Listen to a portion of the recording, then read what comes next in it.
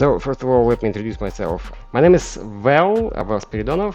I'm cybersecurity architect. I work in this field for more than 5 years. And I've been in the IT business for more than 15 years. Currently, I am in the United States. I have been approved as an extraordinary skilled person in terms of cybersecurity. So my visa and my green card is based on this particular approval and on this kind of my skills. I've been working for several major US companies like PricewaterhouseCoopers, Google, and some other well-known as well. So I've been working with all the major cloud vendors like AWS, GCP, Azure. I've been working with on-prem environments, architecting together with enterprise architects, the security, the application deployments, migration, etc. My thoughts on anonymity today, I would say that it depends on people, not the technology, because technology is there to help you make it difficult to find breadcrumbs, to find traces of you, so you can make it as difficult as you like.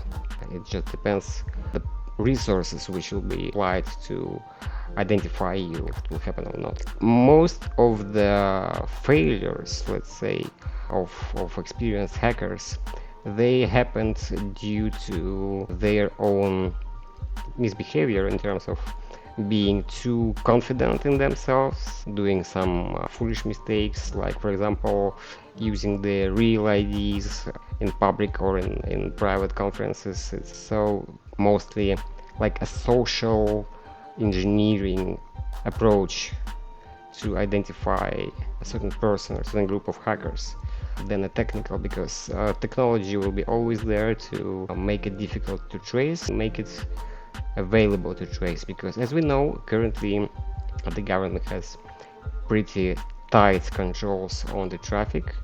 It regulates the retention period of logs which your provider has to keep. So just the matter of how strong the government wants to find you or someone else. Yes, it strongly depends, because there are researches which show that even most secure protocols, encryption protocols, can be, not say hacked, but let's say the weaknesses in the protocols can be found.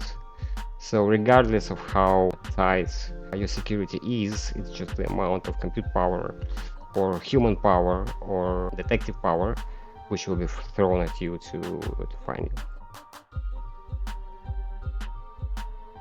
Lots of them. There are multiple mistakes actually. I would name, for example, using their private devices. They can change operation system, but they might forget things about, for example, MAC addresses, which is pretty much static unless you take care of this. They can forget to even use VPN or Tor and try to do direct attacks, but this is like ridiculous, of course. Some people, they want to have their piece of their glory, and they sometimes cannot hold the information about themselves, so they need to share it with someone. They need to express what a great hacker they are, or what a great information they have achieved. So it's just not for their internal use. They try to share it with the world, and it happens there usually. It's a zero trust approach. If you want to secure yourself as much as possible, if you want to make the life of a hacker difficult, you can never rely on the vendor.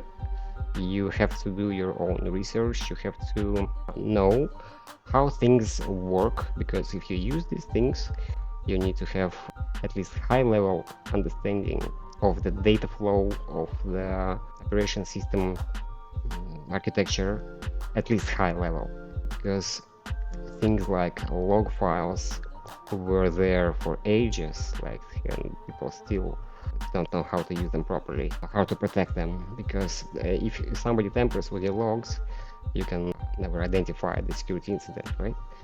So this is commonly misconfigured or mistreated. So developer does have its own part of responsibility, specifically when you look at the responsibility matrix provided by some of the vendors, some of the cloud companies. You can see that they take a responsibility on, for example, their hardware and their underlying infrastructure, and you are responsible, for example, for protecting your passwords, for assigning proper roles to use a specific product in your organization. So it's a combination of efforts from both sides, of course. I am 100% confident that things like cybersecurity, programming, and system architecture should be taught in school. Like this should be a mandatory subject to learn. Because in the modern world, where everything is IoT, where everything is connected, you just need to know how to protect yourself. Because the danger today is not like on the streets, it's not a thug which is going to attack you on the street, but it's here in the cyber world.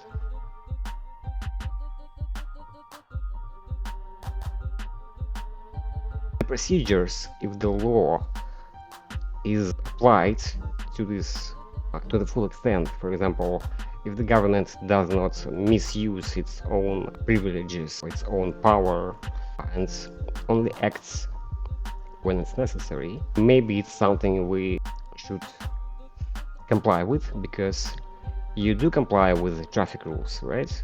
Because you want to stay safe on the road. You do understand that there are security cameras somewhere in the public spaces, because you want to make sure that you are monitored and protected, or at least the recording of the incident is there. Everything you input into the software or on the website or upload anywhere can be stolen, because there is no 100% guarantee. There is no one party which is responsible for everything. So I would say that providing some personal information or sharing some data which is confidential or private, you need to understand that the third party will probably use it for some reason. The most you can do is you can read through the license agreements, and you can make sure that the terms which are stated in the license agreement comply with what you expect the software to do. So, for example, collect your information for marketing purposes, you probably should have an option to opt out. But if it's your like medical doctor or something like this, you probably want them to have this data, but you want to make sure that they have policies and they have their own compliance to follow.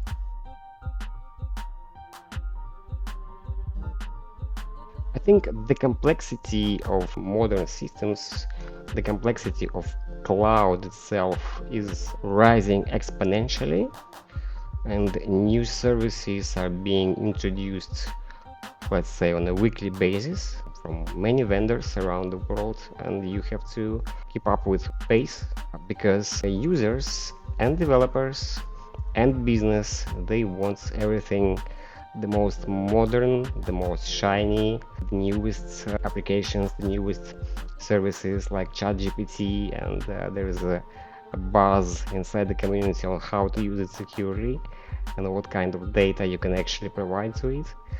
So, and these kind of events, they happen really often, but maybe on a smaller scale.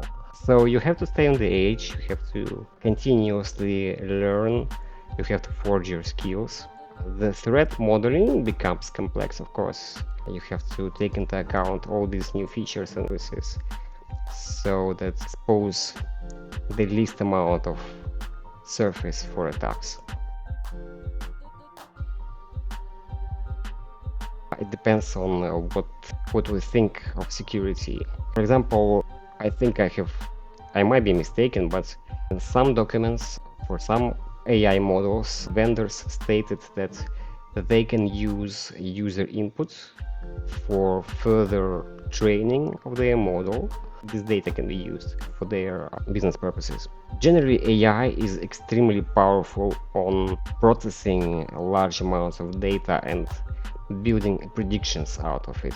As for personal threats or personal issues with privacy and vulnerabilities related to AI, I would look at it from a different perspective.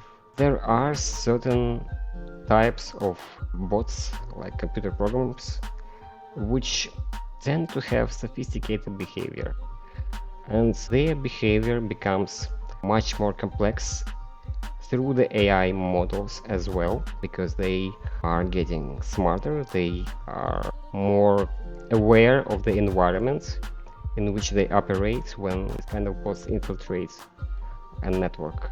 This brings certain types of danger.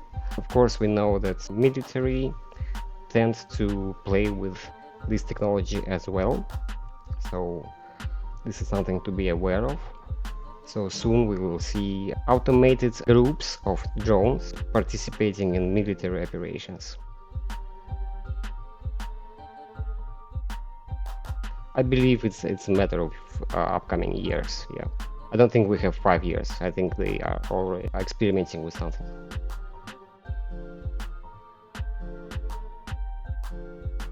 There will be less anonymity, and people will agree to give up their rights for the security, for the comfort.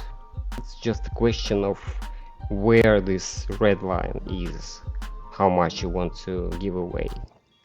And I think it's a personal decision. It's just a matter of how you value yourself, how you value your data. Of course, you can be paranoid, you can be locking all the ports and protocols on your systems. Maybe you were never interested to anyone.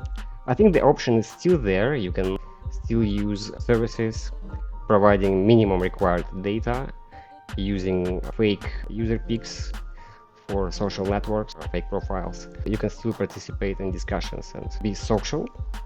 So I don't think this will go away.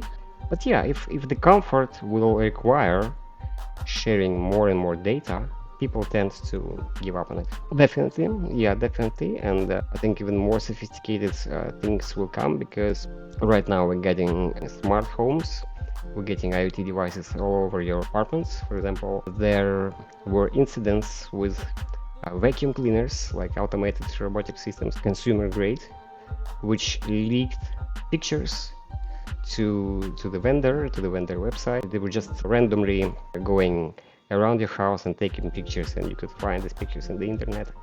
So yeah, that's something to be aware of. But generally, attack surface, the threat amount is always rising. But I would say that the AI, which we were speaking previously, could help in this. It could help and guide us to identify and minimize and mitigate these kind of threats. So this is something to research as well. Definitely, some intrusion detection and intrusion protection systems are based on machine learning models, so you can expect them to help you. No, I'm good. How was it? What do you think? If you will be generous to share the article or link or anything which will come out of this, I'll highly appreciate it. Thank you so much, I appreciate it.